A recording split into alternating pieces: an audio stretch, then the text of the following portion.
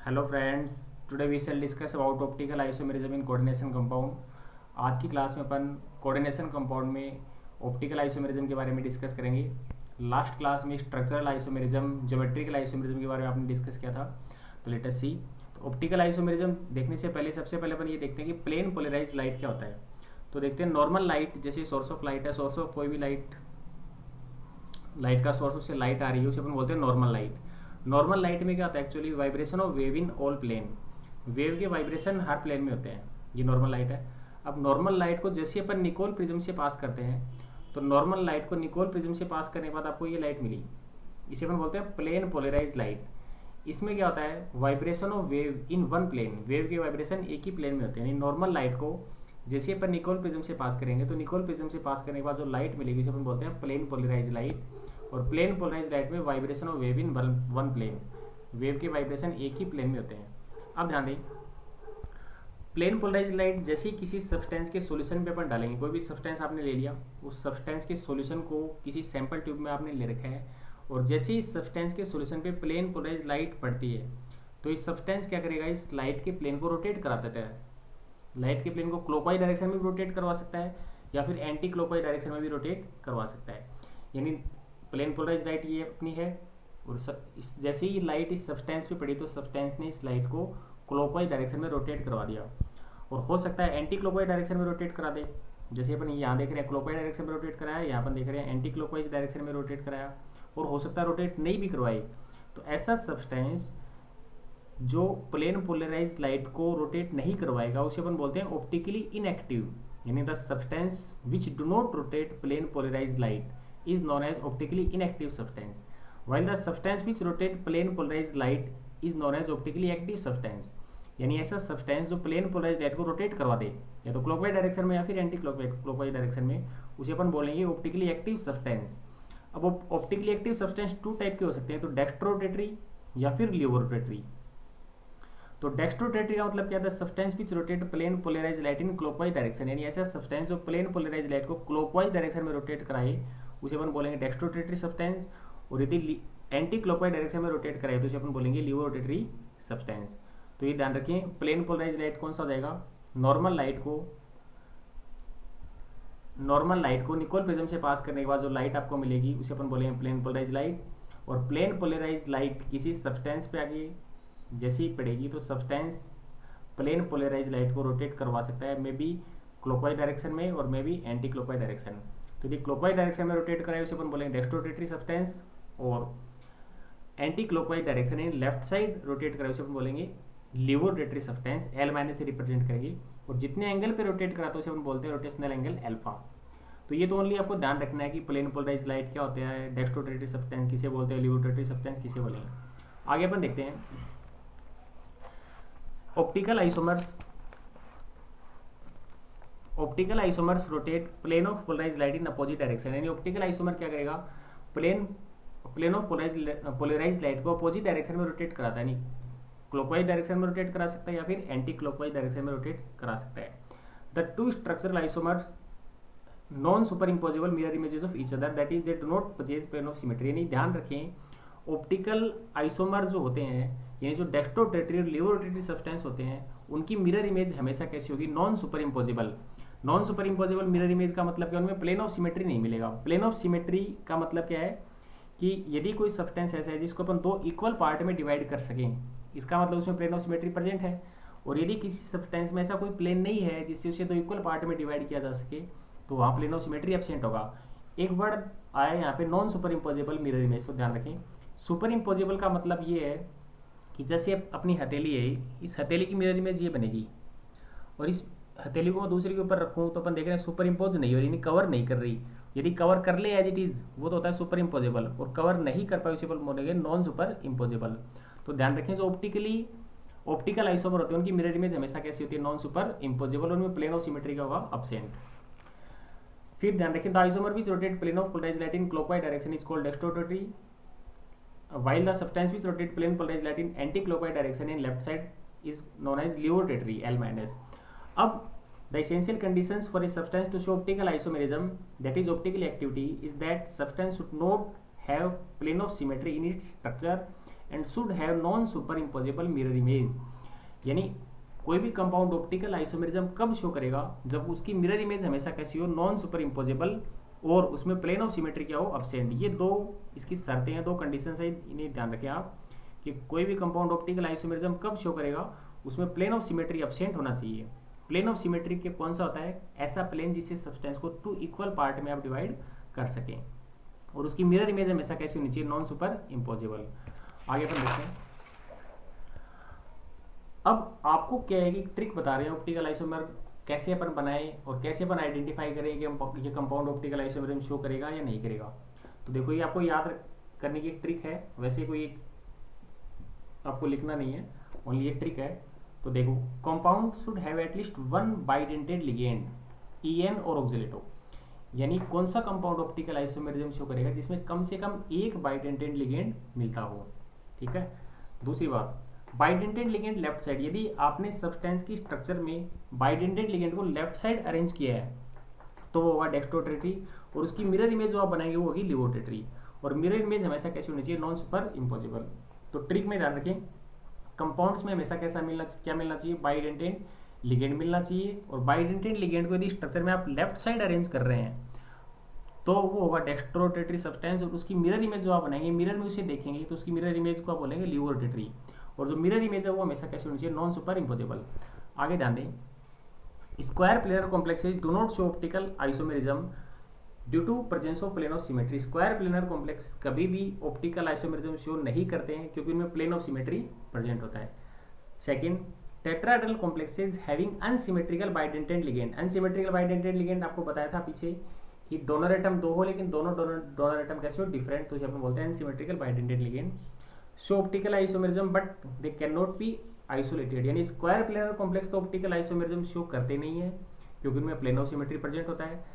ऐसे tetrahedral complexes जिसमें unsymmetrical bidentate ligand present हो वो ऑप्टिकल आइसोमेरिज्म शो तो करेंगे but they can not be isolated. उन्हें अपन आइसोलेट नहीं कर सकते, उन्हें सेपरेट नहीं कर सकते, यानी ये नहीं बता सकते कि ये डेक्स्ट्रोटेट्री है, ये लिवोटेट्री, उन्हें अपन आइसोलेट नहीं कर सकते।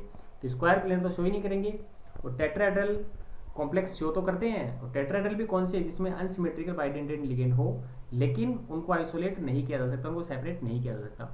अब बात ये आ रही है कि शो करेंगे कौन, octahedral complexes of following type show optical isomerism. यानी ओनली ऑक्टाहेड्रल कॉम्प्लेक्स है वो ऑप्टिकल आइसोमेरिज्म शो करेंगे, और कौन सी टाइप्स की, इसमें फर्स्ट अपन देखते हैं MAA3 टाइप।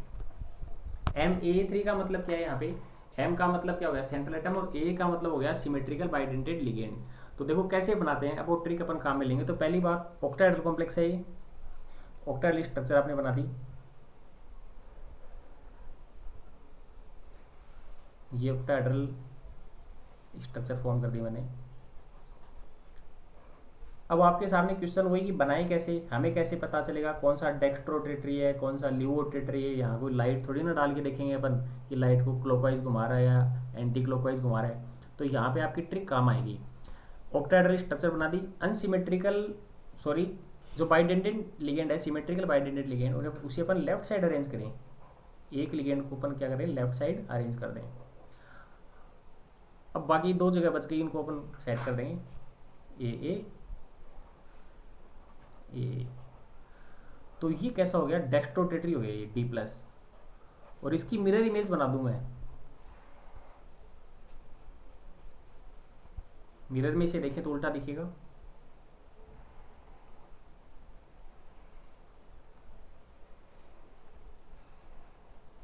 इसकी मिरर इमेज बना दें अपन,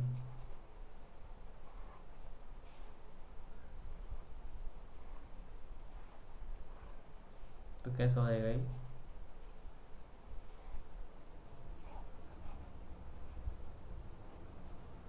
ये इसकी मिरर इमेज फॉर्म कर दी, तो इसे बोलेंगे लिवोटेट्री। यानी आपको एक ही ट्रिक ध्यान रखनी है कि बाइडेंटेड लिगेंड को लेफ्ट साइड अरेंज करो और बाकी दो को एडजस्ट कर दें आप, और उसकी मिरर इमेज बना दे, वो क्या हो जाएगा, लिवोटेट्री। जैसे एग्जांपल अपन देखते हैं COEN whole raise plus third, cobalt पे क्या जुड़े हुए हैं, 3 इथाइलिन डाइमीन जुड़े हुए हैं। तो इसका बना के देखते हैं अपन कैसे बनेगा। देखो, तो सबसे पहले वही ऑक्टाहेड्रल स्ट्रक्चर बना दिया अपन,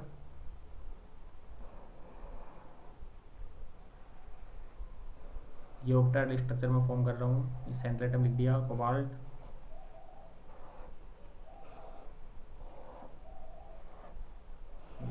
अब इसमें 3 इथाइलिन डाइमीन है, तो एक को आपको कहाँ अरेंज करना है, लेफ्ट साइड, बाकी 2 को एडजस्ट करते हैं अपन। +3 चार्ज है तो ये ब्रैकेट लगा के +3 अपन लगा सकते हैं। तो ये कैसा हो गया, डेक्स्ट्रो रोटेटरी बाइडेंटेड लिगेंड आपने लेफ्ट साइड अरेंज किया है। अब इसकी मिरर इमेज बना दें अपन, मिरर इमेज अपन देख लें।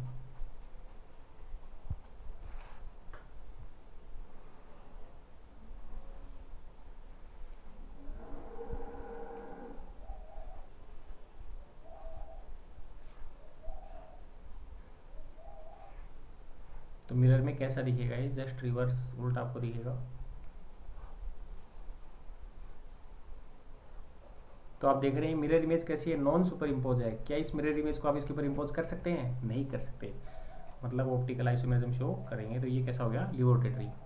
ऐसे ही अपन नेक्स्ट देखते हैं। नेक्स्ट अपनी टाइप आती है MA2B2 टाइप। अब MA2B2 टाइप में ध्यान रखें,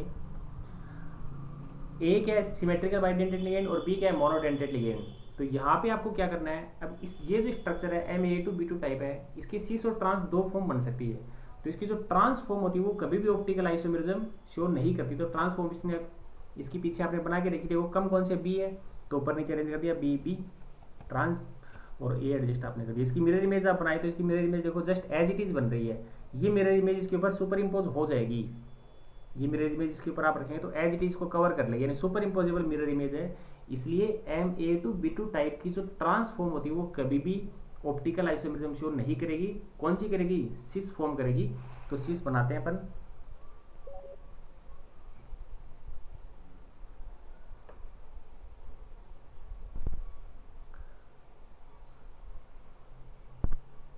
इसकी सिस फॉर्म अपन बनाते हैं।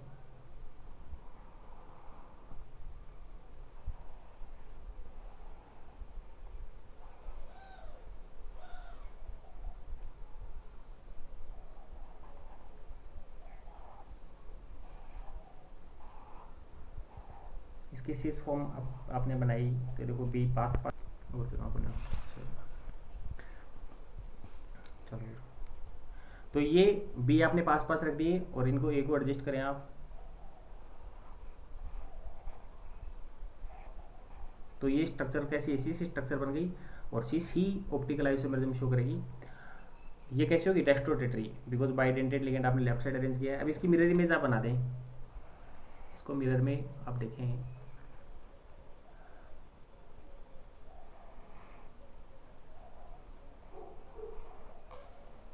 तो मिरर में जस्ट अपोजिट आपको दिखाई देगा ये।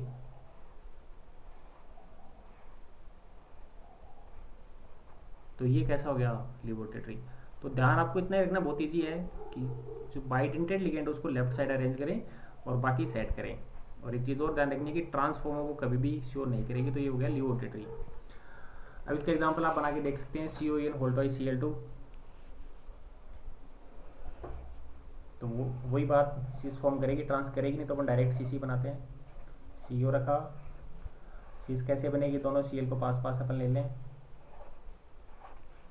ये EN अरेंज किया लेफ्ट साइड, दूसरा EN अरेंज किया। तो ये कैसा हो गया, डेक्स्ट्रोरोटेटरी। और इसकी मिरर इमेज यदि अपन बना दें, इसकी मिरर इमेज यदि ये मिरर आपने लगा दिया तो मिरर इमेज की जस्ट अपोजिट फॉर्म हो जाएगी।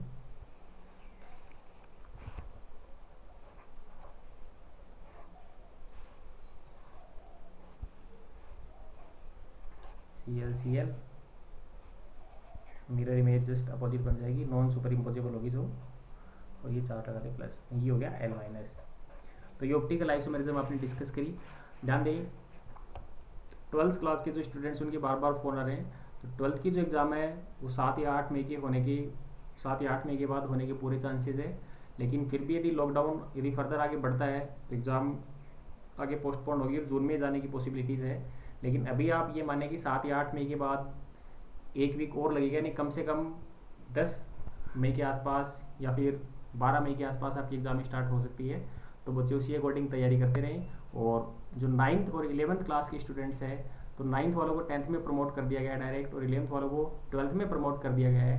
11th के स्टूडेंट्स के भी बार बार ये फ़ोन आ रहे हैं कि सर 12th की एग्ज़ाम्स होंगी क्या, 11th की एग्ज़ाम हमारी होंगी क्या। तो